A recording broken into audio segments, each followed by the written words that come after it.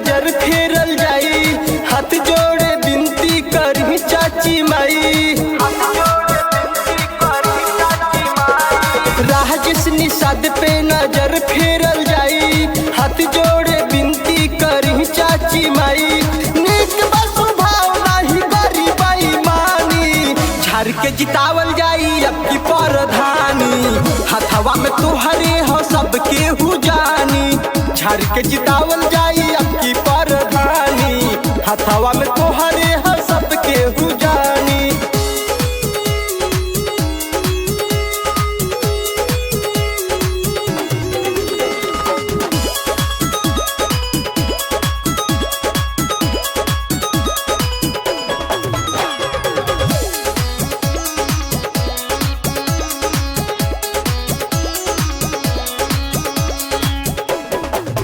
निके बाटे सुभौआ हो, जाने लागल पूरा गौआ हो।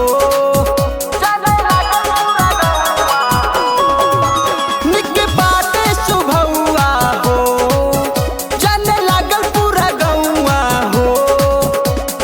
सुना भैया बहनी हमर बतिया न मानी, झाड़ के जितावल जाई अब की परधानी।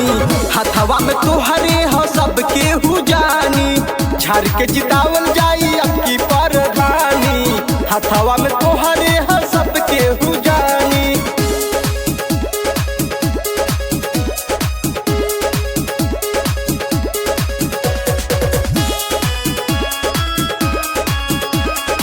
Music by Aman Rock. नहीं तोड़ी है केहू के विश्वास, गाँव में करी है हो जम के विकास। नहीं तोड़ी है केहू के विश्वास, गाँव में करी है हो जम के विकास। कहे राजा बिंदुर करी है परेशानी, झाड़ के जितावल जाई अब की परधानी। हथवा में तुहरे हो सबके हु जानी, झाड़ के जितावल जाई अब की परधानी। हथवा में तुहरे हो सबके